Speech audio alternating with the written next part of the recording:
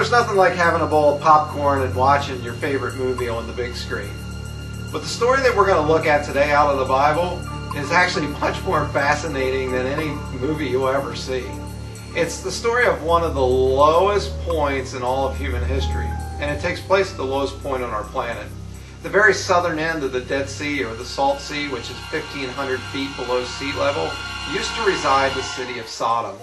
Now, according to historians like Josephus and according to the biblical writers, Sodom was a very, very wealthy city. In fact, it was almost like a country club. They were very picky about who they left in.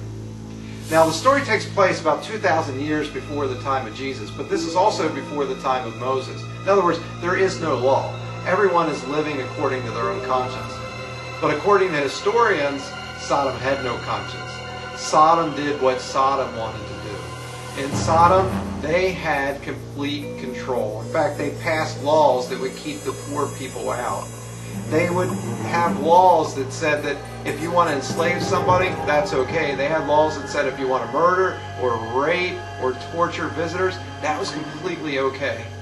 They had a law that said anyone found helping out the poor or the needy in the city could immediately be burned to death.